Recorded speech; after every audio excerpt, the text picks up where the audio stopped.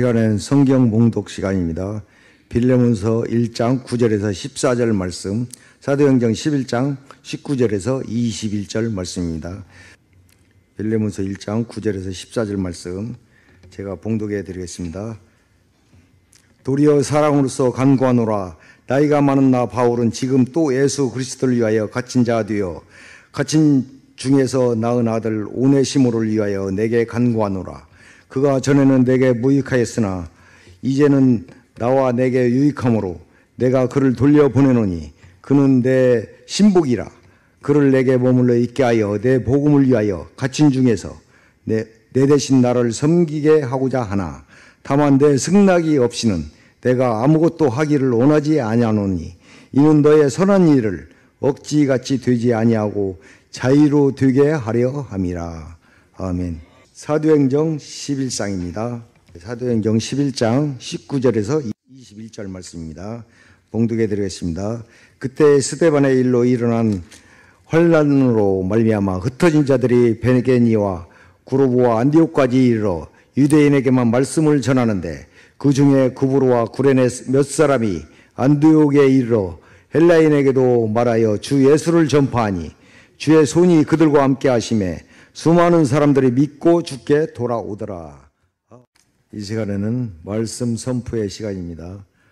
박병건 선교사님 나오셔서 무익한 사람에서 유익한 사람으로 라는 제목으로 말씀을 전하실 때 은혜 받는 귀한 시간 되시기 바랍니다. 할렐루야. 20년 전에 선교지에 나갈 때 이 찬양을 부르면서 얼마나 눈물을 흘렸는지 모릅니다. 오늘 다시 익산중앙교회가 저를 파송해 주는 것 같은 이런 마음과 감동이 드네요.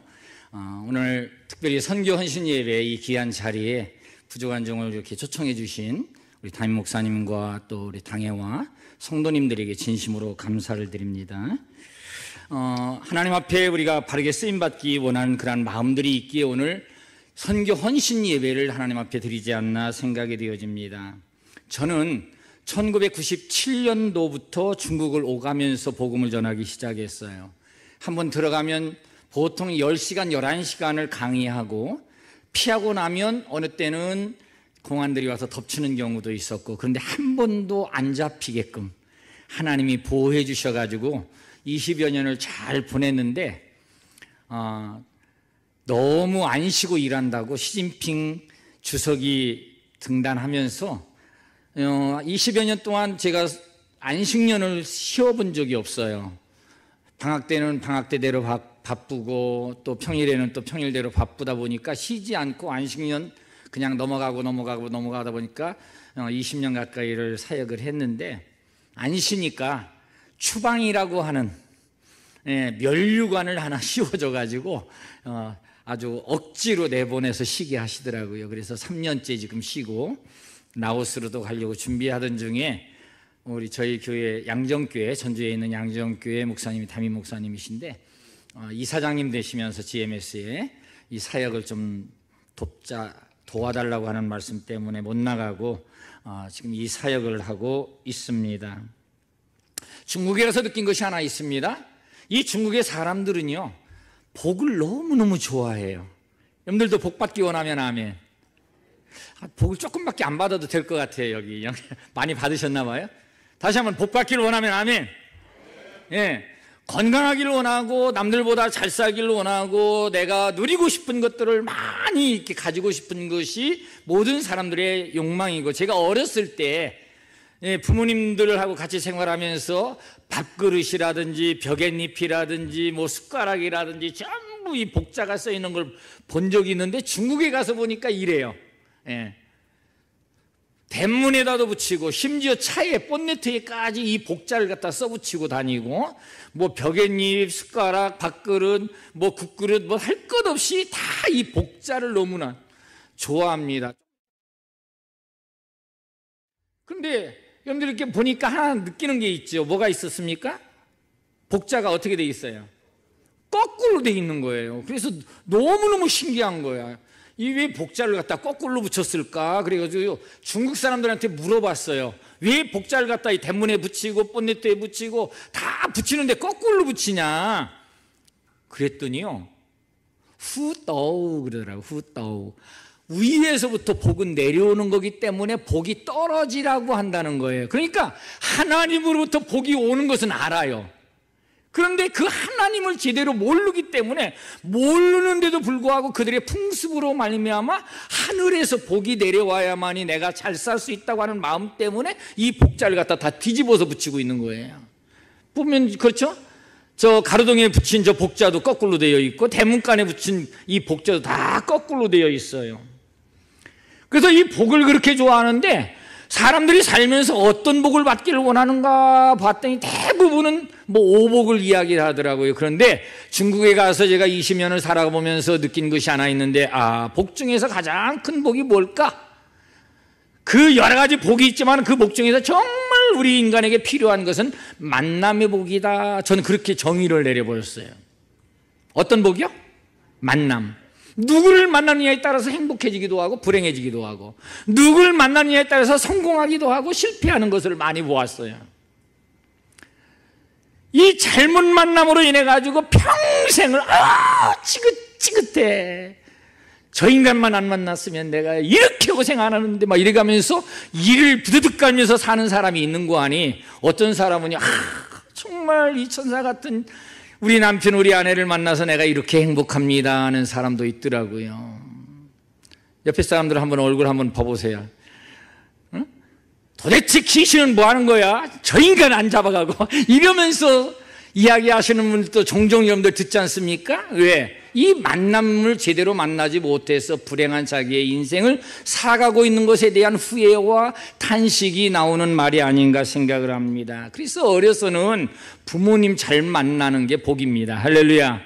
예, 여기 와서 보니까 전부 다 여러분들의 얼굴에 선하시다, 그리고 아름다우시다, 이런 얼굴의 표정들이 있어요. 예, 부모님들이 다 선하시고 또 귀한 분들이기 때문에 여러분들에게 그런 아름다운 모습과 멋진 모습을 선물해 주지 않았나 생각을 합니다. 그래서 이 부모님을 잘 만나는 게 복인데, 저는요 진짜 부모님을 잘 만났어요. 우리 아버지 어머니가 얼마나 능력이 많은지 몰라요. 딸 아들 딸 아들 몇 명입니까? 8남매를 낳으셨어요. 그러니까 얼마나 능력이 있는 분이에요. 거기다가 또 저희 어머니 아버지가 참 질서정연하셔요. 딸 아들 아들 딸 둘 아들 둘 딸 둘 아들 둘 이렇게 해가지고 8남매를 낳는데 제가 몇 번째인 거 아니? 7번째예요.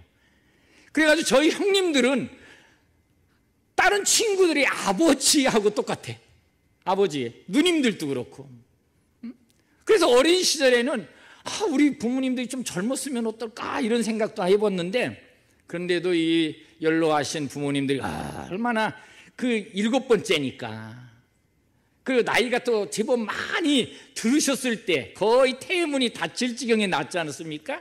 그러니까 그렇게 사랑으로 진짜로 교회 간다고 하는 거 외에는요 부모님한테 혼나본 적이 없어요. 그렇게 성장을 했고, 그런 제가 예수를 믿기 시작해서 6살부터 교회를 다녔어요. 왜? 사랑방에 권사님 한 분이 새 들어왔는데 이분이 권사님이셔. 백권사님이라고 이름도 몰라. 백권사님이라는 것밖에. 근데 저에게 복음을 전해준 거예요. 그리고 교회 가자. 교회 갔더니 너무너무 재밌는 거예요.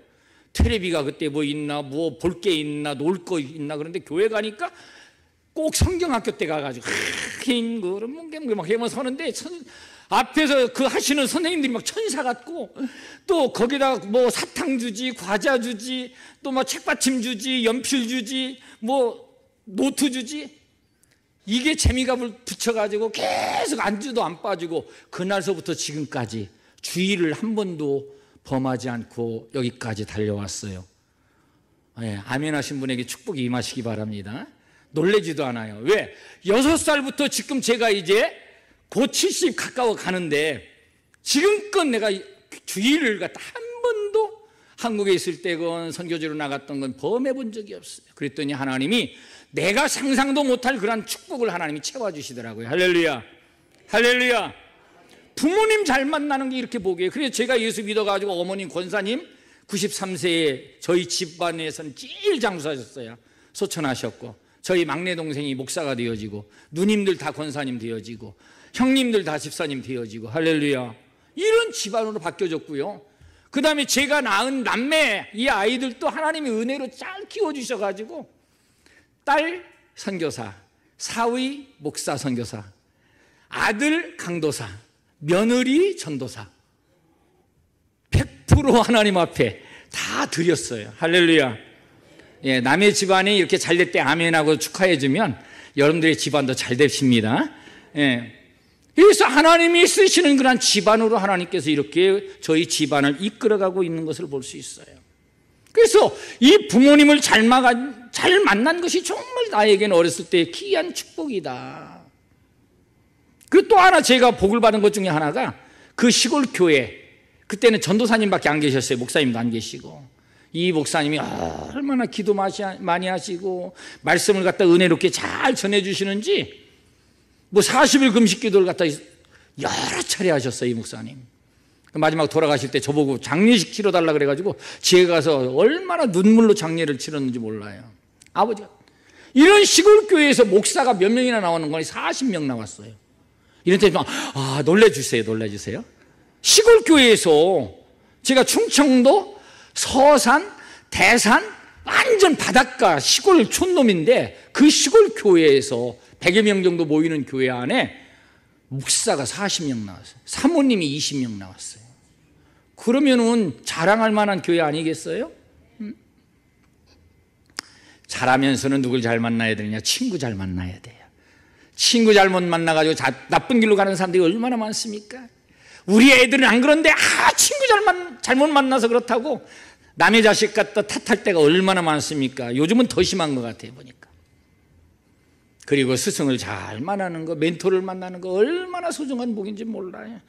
근데 이보다 더 좋은 만남이 필요한데 성장하여서 배우자를 잘 만나는 게 복인 줄로 믿습니다. 예, 여러분들 그래서 행복하게 지내고 계시잖아요. 우리 장로님들 이렇게 뵈면은요 정말 선하시고 귀한 일꾼이라고. 오늘도 제가 여기 설교하러 간다고 우리 교회 장로님들한테 했더니 전주 지역에서, 아니 전북 지역에서 장로님다운 장로님은 익산 중앙교회 가야 있대. 이러시더라고요. 근데 제가 봐도 그런 거예요. 그때는 우리 목사님이 그러시더라고요. 내가 이거 얘기한 건데 어떻게 다 거기까지 소문 들어갔나 와 이러시더라고요. 예, 목사님도 그렇게 생각하고 계시고 제가 뵐 때마다 그래요. 장로님들. 할렐루야. 예. 그런데 이보다 더 소중한 그런 만남이 하나 있는데 우리의 인생 중에 누굴 만나야 되는 거 아니? 예수님을 만나는 것이 복인 줄로 믿습니다. 그리고 좋은 교회를 만나는 것이 이 마지막 때 얼마나 큰 축복인지 몰라요. 건물이 아름답고 멋있는 것이 중요한 것이 아니라 그 안에 신실한 하나님의 사람들이 모여있는 그런 교회가 있는 그런 곳에 내가 소속이 되어지고 함께 신앙생활하면서 우리의 남은 여생을 살아간다면 이보다 더 귀한 복이 없는 줄로 믿습니다. 이 복음이 우리에게 접해질 때 우리의 삶이 얼마나 많이 변화됩니까? 완전 시골에서 더 이상 꿈도 비전도 없는 저였지만은 하나님을 만나고 하나님이 우리에게 주신 그 복음의 말씀을 접함으로 말미암아 나 하나 변화돼서 우리 가문이 완전히 변화되어졌던 것처럼 오늘 말씀을 듣는 여러분들이 말씀을 듣다가 하나님의 감동이 여러분들에게 옴으로 말미암아 여러분들의 가정도 변화의 놀라운 역사가 나타나길 주의 이름으로 축복합니다. 8남매를 키우다 보니까 얼마나 어려웠던지요. 아버지가 부르시던 걸 병건아 너무나 이렇게 어려우니 중학교만 졸업하고 내가 너를 면사무소 소사로 집어넣어 줄 테니까 거기 가서 열심히 잘하다 보면 면사무소 직원이 되어지고 그러다가 진짜 네가 잘 풀려서 면장까지 하면 난 더 이상 소원이 없겠다 그러셨어요. 그런데요 교회를 다니고 믿음을 가지다 보니까 제게 비전이 생겼어요. 꿈이 있었습니다. 중학교로 만족할 수가 없었어요. 그래가지고 3개월 동안을 아버지 쫓아다니면서 아버지 고등학교 보내주세요. 아버지 고등학교 보내주세요. 막 열심히 바지가랑이 붙들고 늘어졌더니 고등학교 보내줬겠어요? 안 보내줬겠어요? 예, 보내줬어요. 그때 제가 하나 터득한 게 있어요. 아버지 바지가랑이만 붙들고 늘어지면 아버지는 해주신다. 아멘이시죠? 왜 아멘인 거 아니? 하나님 아버지도 우리가 하나님 아버지의 이름 예수 그리스도의 이름을 붙들고 늘어지면 응답을 해 주시더라고요. 할렐루야. 예? 그래서 고등학교 시험만 보게 해달랬더니 시험을 봤어요. 그런데 교회 다니면서 하나님이 은혜를 주셔서 교회 갈 때, 학교 갈 때 교회 들리고 끝나고 나서 교회 들리고 기도하고 난 그러고서 와. 아주 교회가 내 집이야. 두 번째 집. 그랬더니 하나님이 지혜를 조금 주셔가지고 고등학교 시험을 치렀는데 차석으로 했어요. 여기 놀래지도 않아요? 다 수석하신 분들이라. 2등으로 합격해가지고 장학금 1년 주더라고. 수석은 3년 주고 차석은 1년밖에 안 줬는데, 그래서 고등학교 다니기 시작했고, 그리고 아버지가 고등학교 1학년 말에 이제 돌아가셨는데 또 고등학교 졸업하고 대학을 가고 싶은 거예요. 그랬더니 어머니가 안 된다. 내가 어떻게 너를 대학 보내냐, 뻔하지 않냐, 막 시골에서. 또 늘어졌죠. 시험만 보게 해주세요. 그랬더니 하나님이 신학대학도 차석 2년 장학금 받았어요. 그래가지고 신학 공부하고, 그래서 이 하나님이 역사하면 안 되는 것이 없다는 것을 깨달은 그 후로부터는요, 하나님의 말씀대로 순종해 보려고 지금껏 노력을 했더니 하나님이 내가 상상도 못할 그런 은혜와 축복을 주신 줄로 믿습니다. 이제 오늘 저는 왜 이런 이야기를 하는 거 아니에요? 오늘 여러분들이 본문에 보면은 우리가 잘 알고 있는 인물에 대해서 나와 있죠. 두 사람입니다. 하나는 누구죠? 바울이라고 하는 사람과 또 하나는 오네시모. 한번 따라합시다. 오네시모. 예, 이 오네시모라고 하는 이 두 사람이 나오는데, 이 두 사람은요, 바울을 만남으로 인해서 오네시모의 인생이 완전히 바뀌게 되어지는 것을 볼 수가 있습니다.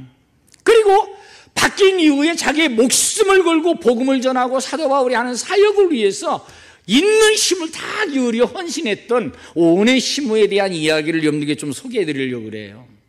그럼 왜 사도행전 11장 19절 말씀 2절을 또 여러분들에게 얘기했냐? 거기에 보면 스데반이 하나님의 복음을 전하다가 돌에 맞아 죽습니다. 죽고 난 다음에 예루살렘 교회에 핍박이 얼마나 심하게 나오는지 몰라요. 그때 사람들이 다 목숨을 건지기 위해서 여기저기로 뿔뿔이 다 흩어집니다. 성도들이 흩어졌는데, 그 흩어진 사람 중에 몇 사람이, 몇 명이요? 그냥 몇 사람이라고 그랬어요. 그 몇 사람은 그렇게 많지 않은 거예요. 이 손가락 꼽을 정도밖에 안 된다는 이 사람들이 구보로와 니고로, 그 다음 안디옥 이곳에 가가지고 뭐 했는가 하니, 베니게, 구보로 이런 곳에 가서 복음을 전했는데, 복음을 전하다 보니 그들이 복음 전하는 말을 듣고 사람들이 변화가 일어나는데 수많은 사람들이 믿고 죽기로 돌아오는 역사가 이루어졌더라. 할렐루야. 근데 그들이 나가서 하는 것은 그냥 복음 전한 것밖에 없어요. 그런데 그들과 누가 함께 있는 거 아니? 주의 손이 함께 해주시니까 이 일을 능히 할 수 있더라고 하는 사실이에요. 오늘 이 헌신 예배 드리는 사랑하는 성도 여러분, 주님의 손이 함께하면 몇 사람이 변화만 되어져도 완전히 복음의 역사가 세계 열방을 향해 퍼져나가는 것처럼 우리 익산중앙교회 여러분들을 통해서 더 놀라운 복음의 역사가 나타나게 되어질 줄로 분명히 믿습니다. 우리 장로님 기도 중에 많은 선교사님들을 후원하고 있고 파송하고 있고, 우리 청년들이 지금 이제 비전 트립 또 선교여행 중에 지금 있다 그러는데 얼마나 이게 귀한 일입니까? 이런 일들을 통해서 앞으로 하나님이 기뻐하는 많은 인물들이 교회를 통하여 배출될 수 있기를 주의 이름으로 축복합니다. 자, 그러면 오네시모라고 하는 사람이 어떤 사람이냐? 바울은 너무나 여러분들이 잘 알고 있으니까 오늘 조금 생략하고 오네시모 쪽으로 좀 포커스를 맞춰보려고 그래요. 바울이 3차 전도여행을 마치고 예루살렘 성도들에게 그동안 모금한 선교 헌금, 구제 헌금을 가지고 전달하려고 갔을 때 예루살렘에 오자마자 많은 유대인들이 이 바울을 갖다 고소를 해버려요. 그래가지고 결국 구금이 되어집니다. 그리고 2년 동안 감옥에 갇히게 되어져요. 그런데 이 감옥에 갇혔지만 이때 당시는 우리 같은 뭐 철장에 갇혀놓은 게 아니고 아마 가택연금 정도였던 것 같아요. 그래가지고 많은 그의 제자들과 그의 복음을 들은 사람들이 그 집에 방문할 수 있게끔 했지만 바울이 다른 곳에 가지는 못했던 것 같아요. 그런 가운데 누구를 만나는 거 아니? 오네시모라고 하는 사람을 만나요. 그래서 그에게 왜 여기 들어왔느냐, 어떤 일이 있었느냐 해가면서 복음을 그에게 전했어요. 십자가의 도와 부활에 대한 내용을 잘 전했습니다. 그랬더니 아주 스폰지에 물이 싹 빨려드는 것처럼 이 오네시모가 그 말씀을 싹 받아들이는 거예요. 네? 그리고선 그 뒤로부터 바울을 떠나지 않냐고 아주 발밑에 앉아가지고 그 말씀을 들으려고 하고 배우려고 하게 되어집니다. 그 얘기를 듣다 보니까 제가 주인 빌레몬의 돈을 훔쳐가지고 이렇게 도망 나왔다, 지금 잡혔습니다, 아마 그랬던 것 같아요. 그가 하나님의 말씀을 듣고 변화가 일어나게 되어질 때 하나님을 위하여 귀하게 쓰임받는 그러한 생명이 되었던 것을 볼 수가 있습니다. 그래서 바울은 그를 향하여 뭐라고 하는 거 아니? 그가, 우리 한번 성경 말씀 보겠어요. 11절 11절 같이 한번 읽어보겠습니다. 11절 시작. 그가 전에는 내게 무익하였으나 이제는 나와 내게 유익함으로. 그래서 바울이 이 오네시모를 평가할 때 예전에는 어떤 사람? 무익한 사람, 아무데도 쓸모없는 사람, 별 볼 없는 사람, 주인의 돈이나 가지고 도망치는 사람, 이런 사람으로 이를 평가하고 있어요. 그런데 이제는 그랬어요. 지금은 어떤 사람이라고요? 유익한 사람이다, 이렇게 표현하고 있어요. 그래서 오늘 저는 여러분들과 함께 나누려고 말씀이, 무익한 사람 이 오네시모가 어떻게 해서 유익한 오네시모로 바뀌었는가, 이 말씀을 좀 드리려고 합니다. 오늘 성경은 우리에게 분명히 이야기하고 있어요. 그리고 바울은 이야기하고 있습니다. 이 사람은 무익한 사람이었다. 무익한 사람, 별 볼 일 없고 종이고 노예고 뭐 말썽만 피우고 주인의 집에서 도망쳐 나온 사람, 어디다 내세우는 것도 없는, 알아주는 사람도 없는, 도망 다닐 수밖에 없는 그러한 존재였음을 고백하고 있어요. 그러기에 바울은 그를 아주 무익한 사람이라고까지 표현을 하는 거예요. 누가 여러분들 등에 아유, 우리 교회 장로님 참 무익한 사람 이러면 얼마나 속상하겠어요. 그런데 오늘 오네시모를 사도 바울이 평가할 때 무익한 사람이, 쓸모없는 사람이라고 이렇게 평가를 하는 거예요. 그뿐만 아니라 18절에 가서 보니까 1장 18절 다시 한번 더 띄워주세요. 자, 같이 한번 읽어보겠습니다. 시작. 18절. 여러분 성경 보세요. 그러면 그가 만일 내게 불의를 하였거나 내게 빚진 것이 있으면 그것을 어떻게 하라고? 내 앞으로 계산해라. 바울이 그렇게 얘기해요. 그러니까 이 오네시모가 도망칠 때 불의를 했다든지 의롭지 못한 행동을 하고 나갔다든지 아니면 주인에게 재산상 손해를 끼친 것이 있으면 바울이 이야기하는 거예요. 나에게 다 계산해, 내가 다 처리해 줄게, 이 소리예요. 이렇게 오네시모는요, 주인 빌레몬의 집에서 뛰쳐나올 때 말썽을 피우고 뛰쳐나온 거예요. 뭐 재산상 손해를 끼쳤고 그 다음 불의를 했고, 그럼에도 불구하고 이 오네시모가, 오늘 바울은 뭐라고 얘기하는 거니? 이제는 옛날의 오네시모가 아니다, 바뀌었다. 그러니까, 그리고 이 오네시모가 이제는 나에게 꼭 필요한 사람이니 그 사람을 이제는 이해를 하고 용서해 주고 이제는 도와줘라, 이렇게 이야기를 하고 있습니다.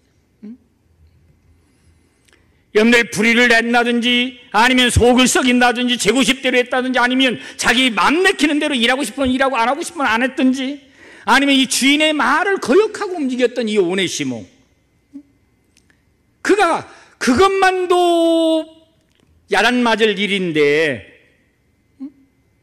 이 주인의 것을 훔쳐가지고 도망다닌 그런 인생이 됐다는 거예요. 이렇게 쓸모없고 유익하지 아니한 그가 이런 사람에게 무엇을 맡길 수가 있겠어요? 그런데도 불구하고 오늘 바울은 이제는 그런 사람 아니다, 이제는 유익한 사람이 됐으니 그를 도와줘라, 이렇게 얘기하는 거예요. 여러분들 성경에 보면 무익한 사람에 대한 이야기가 많이 나오는데 오늘 짧은 시간이기 때문에 다 설명할 수 없지만 한 가지만 예를 들면 5달란트, 2달란트, 1달란트 받았던 사람들에 대한 이야기 잘 알고 계시죠? 이 비유. 여기 보면 2달란트, 5달란트 했다는 주인이 돌아오기 전에 열심히 일해가지고 배를 남기잖아요. 그래서 착하고 충성진종으로 이야기를 해요. 그런데 1달란트 받았던 사람은 요걸 갖다 싹 묻어놨다가 주인이 왔을 때 그대로 꺼내서 드리는데, 그때 25장, 마태복음 25장 30절에 뭐라고 얘기하는 거니? 이 무익한 종을 바깥 어두운 데 내가 쫓으라 그랬어요. 1달란트 받았던 사람을 갖다 무익한 종이라고 예수님께서 표현하고 있는 것을 볼 수가 있어요. 사랑하는 여러분들, 내게 맡겨진 사명을 잘 감당하지 못하면 무익한 종이 되어지고 맙니다. 할렐루야. 그리고 다툼과 분쟁을 일으키는 그러한 종들은 무익한 종이 되어질 수밖에 없습니다. 늘 문제를 일으키고 말이 많고 불평, 원망을 늘 터뜨리고 교회에 덕이 되어지지 아니한 그런 모습이라고 하면 이 사람은 무익한 종이 되어질 수밖에 없어요.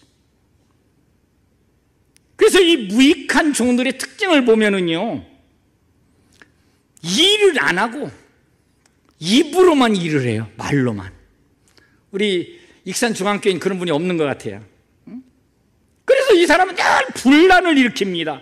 이 사람이 끼어드는 곳마다 늘 서로 분쟁이 생기고 마음들이 아프고 상처가 생기고 시비가 있고 탈도 많고 말도 많고 이런 사람이 되죠. 그리고 점점 성도들로 하여금 믿음에서 멀어지게 만드는 그런 일들까지 생겨납니다. 여러분들, 다툼을 일으키게 하는 것은요, 어떤 이유에서든지 무익한 종이 될 수밖에 없습니다. 여러분들은 교회에 덕을 세우고 교회가 하나 되어지는 일에 힘쓰시기를 주의 이름으로 축복합니다. 교회 안에서 다툼을 일으키게 하는 자는요, 하나님 보시기에 전혀 유익하지 않은 사람이에요. 오네시모는 빌레몬에게 있어 이런 면에서 무익한 사람이었어요. 그런데 그런 이 오네시모가 오늘 바울이 뭐라고 표현하는 거 아니? 유익한 사람이다 그랬어요. 어떻게 유익한 사람이 됐습니까? 오늘 1장 10절 말씀해 보니까 바울에게 복음이 들어가니까 변화가 일어난 거예요. 그래서 여러분들, 하나님의 말씀이 여러분들 심령에 들어오면 우리의 삶도 변화가 일어나는 줄로 믿습니다. 아멘. 그러면 내가 유익한 사람으로 바뀌어지는 거예요. 바울이 전한 이 복음을 듣고 이 오네시모는 회심하고 변화되었습니다. 불만과 반항심이 가득하여 주인 집에서 뛰쳐나왔던 이 오네시모가 바울이 전한 복음을 듣고 예수 그리스도의 복음에 대한 확신을 가졌기에 바울을 떠나지 않았고 바울의 사역의 큰 동역자로서, 협력자로서, 조력자로서 그 일을 갖다 열심히 감당했던 것을 볼 수가 있습니다. 복음은 변화시키는 능력이 있습니다. 아멘? 아멘이시죠? 예, 그렇게 믿어지면 큰 소리로 아멘 한번 해보세요. 복음을 들어가면 그 복음이 역사가 일어나게 되어져 있어요. 여러분들, 캐나다에 존 케이디 선교사님이라는 분이 계신데요, 이분이 식인종들이 사는 섬에 복음을 들고 들어가게 되어집니다. 얼마나 긴장이 됐겠어요.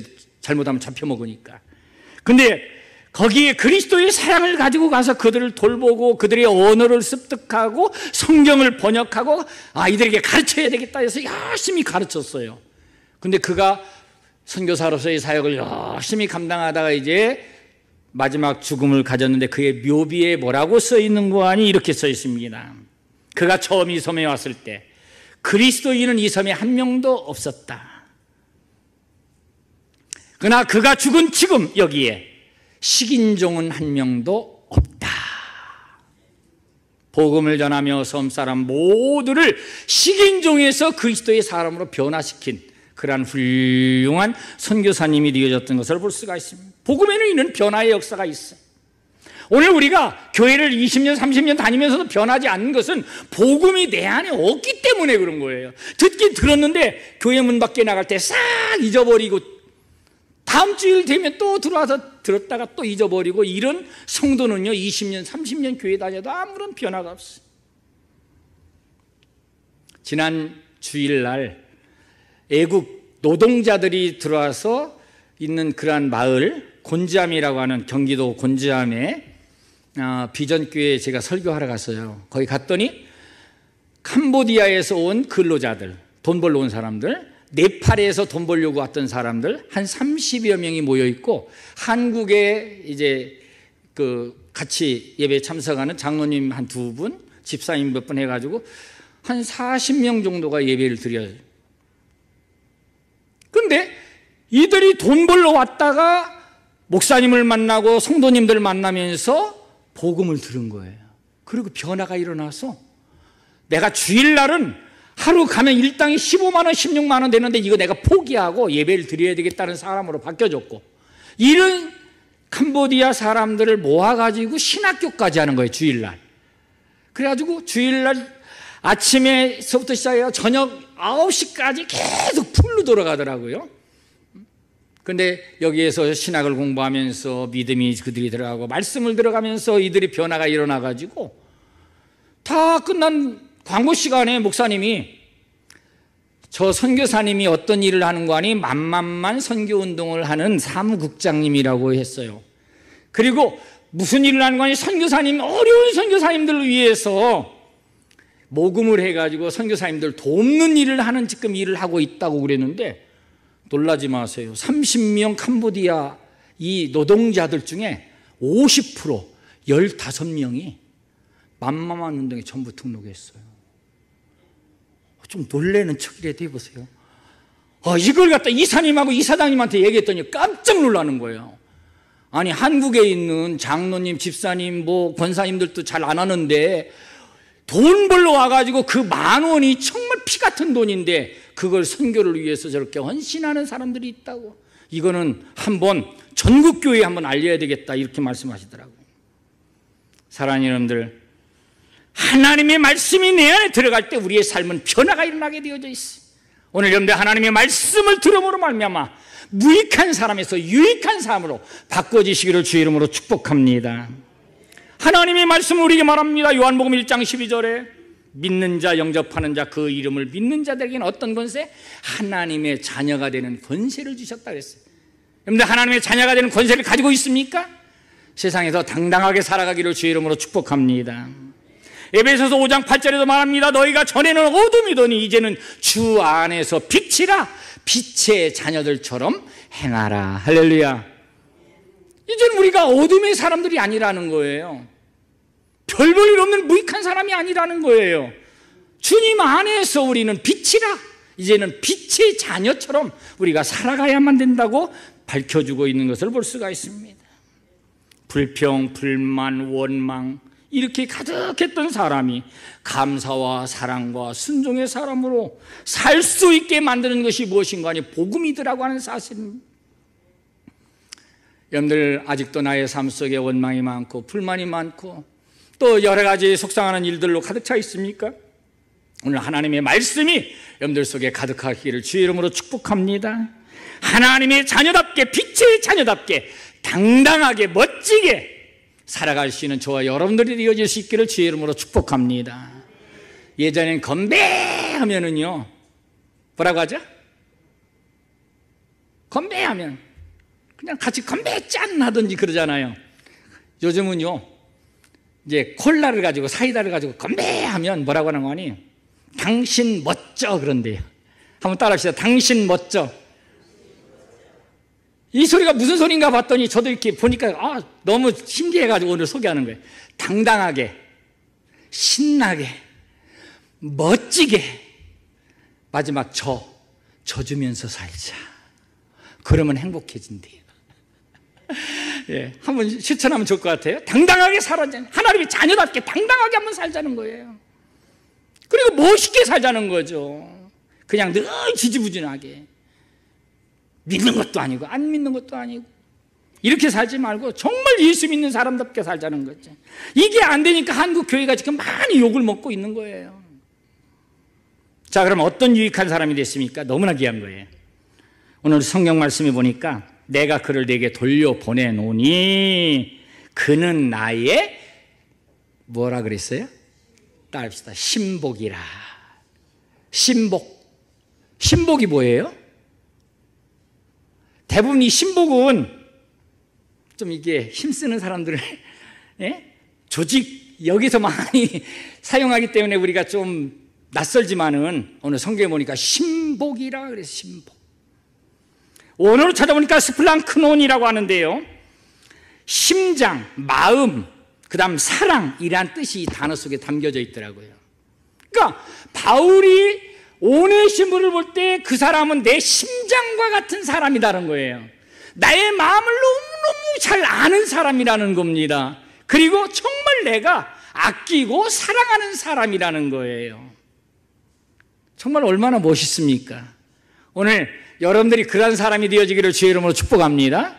오늘 익산중앙교회 장로님이나 권사님이나 집사님이나 성도님이나 여러분들이 주님이 보실 때 정말 내 심장 같은 사람, 예수의 심장을 가지고 사는 사람, 목사님이 보실 때도 정말 예수의 심장을 가지고 사는 사람, 그리고 정말 뭐하는 사람? 아끼고 사랑해주는 사람, 그리고 하나님의 마음을 아주 시원하게 해드리는 사람, 이것이 신복이라는 거예요. 신복. 오늘 이런 저와 여러분들이 된다면 얼마나 좋겠어요. 저도요, 해간 이 신복이 돼보려고 여지껏 중국에서도 20년, 또 지금 만만만 운동 지금 5개월째, 6개월째 이제 접어드는데 내가 할 수 있는 최선을 다해서 대구로 지난번에 장로님들 부부 수양회 할 때도요, 저기 카지노까지 가가지고 카지노는 못 들어가 보고 3일 동안 계속 이 만만만 한 구자만 도와주세요 하고 이렇게 홍보 활동하다 왔어요. 오늘 오네시모 그만큼 과거의 잘못을 회개하고 변화되어졌기에 바울이 복음을 전하는 일에 있어서는 없어서는 안 될 정말로 꼭 필요한 사람이 되었다는 겁니다.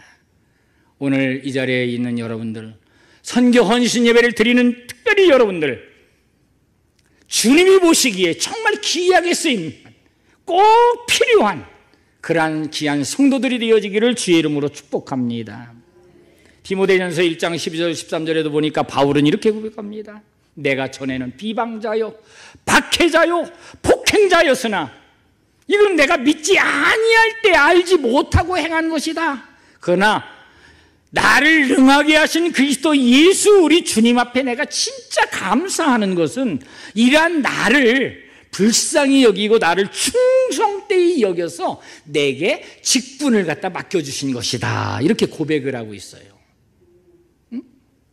옛날에는 자기가 회방자요 비방자요 폭행자요 예수 믿는 사람들 다 잡아다 오게 가지고 죽이기까지 하던 그런 사람이었는데 그건 내가 알지 못해서 그랬던 거고, 이런 나, 아주 별 볼 일 없는 나, 이런 나를 다메섹 도상에서 예수님이 만나주시고 만난 후에 이 바울이 변화된 후에 그가 정말 주를 위해서 살려고 하는데 이러한 나를 하나님께 내가 늘 감사하는 것은 나를 불쌍히 여기고 나를 긍휼히 여겨서 나에게 직분을 맡겨주신 것이다. 이렇게 그는 고백하는 자로 변화됐던 것을 볼 수가 있습니다.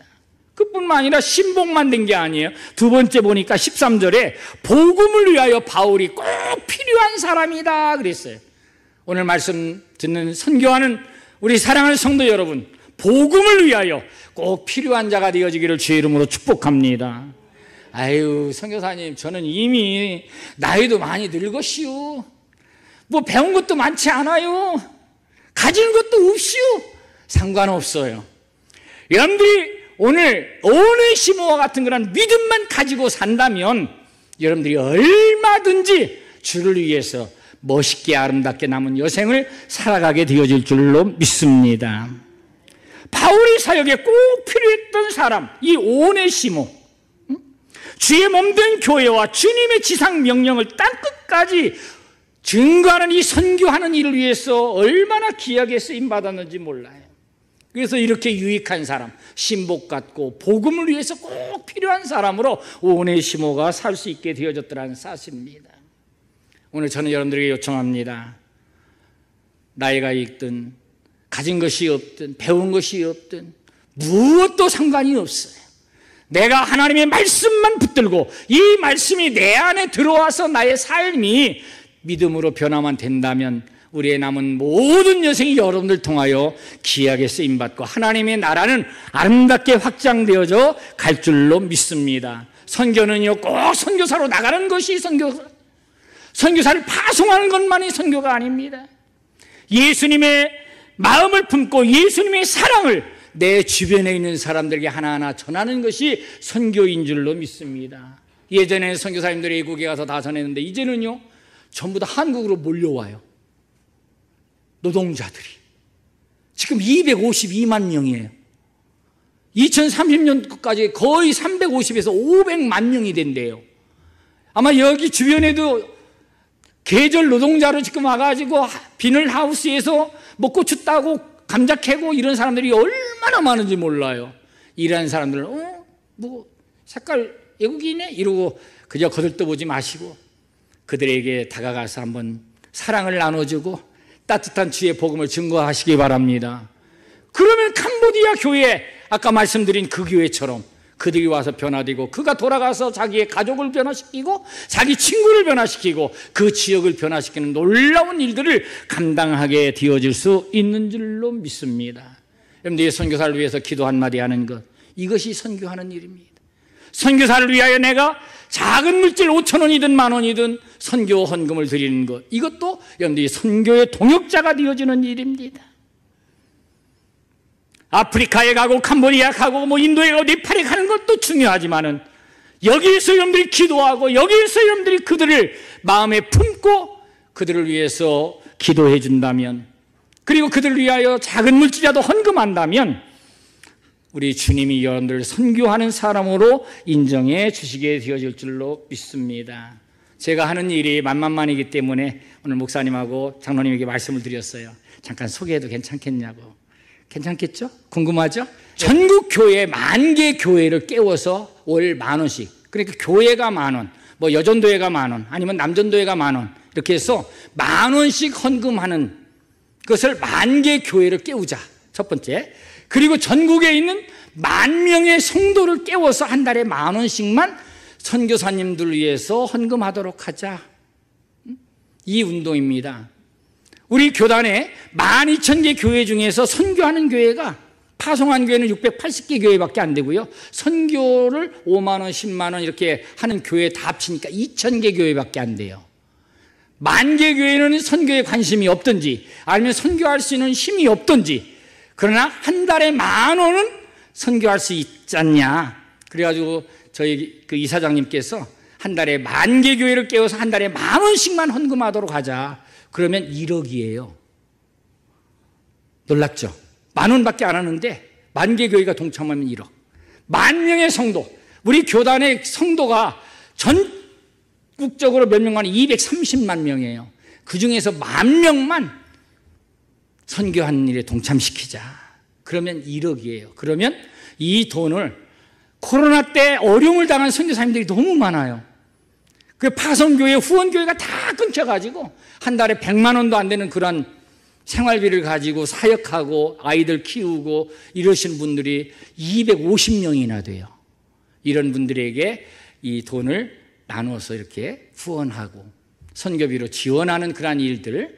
그 다음에 앞으로 10년 후에는요, 우리 교단의 선교사님들이 거의 60 내지 70%가 다 제 또래의 선교사님들이에요. 그래가지고 다 은퇴할 수밖에 없어요. 들어오면 땅 한 평, 집 한 칸 없어요. 그래도 우리나라는 정말 복지가 잘 돼 있어가지고 한 30만 원씩 노인 수당이라도 준다더라고요. 그렇게 살고 있는, 이런 분들을 위해서 이제 평생을 헌신하신 분들에게 집 한 칸, 원룸이라도 만들어서 이렇게 드리는 이러한 사역을 위해서 지금 이 운동을 전개하고 있습니다. 사랑하는 귀한 성도 여러분, 여러분들이 다 생활하기 어렵고 힘든 그런 시대에 살고 있지만 한 달에 커피 한 잔, 두 잔 덜 마시고 10,000원만 선교하는 일에 우리가 동참한다면 우리 주님이 얼마나 기뻐하시고 이 기쁨을 통하여서 많은 선교사님들에게 위로가 되어지고 힘이 되어지리라고 믿습니다. 여러분들 한 달에 커피 한 잔만 덜 마시고 선교사님들에게 한 끼, 한 달에 밥 한 끼 내가 대접한다는 그런 마음으로 이 운동에 여러분들이 자원하는 마음으로 동참하시면 저 뒤에 신청서가 있습니다. 이거 이렇게 여러분들 쓰셔서 내주시면은 우리 매월 10,000원씩 우리 선교를 위해서 귀하게 쓰임받게 되어질 줄로 믿습니다. 말씀을 맺겠습니다. 나 약하다고, 부족하다고, 아무것도 내가 내세울 것이 없다고 낙심하지 마시고, 오늘 오네시모 도망자의 신세요 죄진 사람에 불과했지만은 바울을 만남으로 그가 변화되어져서 무익한 사람에서 어떤 사람으로? 유익한 사람으로 변화되어지고 바울에게 꼭 사역에 필요한 그러한 동역자요, 협력자요, 조력자가 되어졌던 것처럼 오늘 우리 익산중앙교회 모든 성도님들이 복음의 조역자요, 동역자가 되어져서 하나님의 나라를 아름답게 이루어가는 귀한 일에 쓰임받기를 주의 이름으로 축복합니다. 사랑의 하나님 아버지 고맙습니다. 별 볼 일 없고 쓸모없는 무익한 사람 오네시모가 사도 바울을 만나고 사도 바울이 전한 복음을 들은 이후에 그의 인생이 변하고 그의 삶이 변하여 복음의 일꾼으로 사도 바울에게 한 사역의 신복으로 쓰임받았던 사실을 오늘 말씀을 통해서 함께 나누었습니다. 사랑하는 귀한 성도님들, 오늘 오네시모 같은 하나님 나라의 신복이 되게 허락하여 주옵소서. 교회의 신복 같은 자가 되게 허락하여 주시옵소서. 교회의 무익한 자, 쓸모없는 자, 오해의 말씀을 일으키는 자가 아니라 하나님의 교회를 아름답게 세우는 일에 귀하게 쓰임받을 수 있는 유익한 오네시모 같은 모든 성도들 되게 허락하여 주옵소서. 우리가 할 수 있는 기도, 우리가 할 수 있는 후원, 우리가 할 수 있는 이 선교, 우리 주변에 있는 많은 사람들에게 복음을 나눌 수 있는 귀한 믿음의 삶이 우리 가운데 이루어지도록 역사하여 주시옵소서. 예수님의 이름으로 기도 올리옵나이다. 아멘.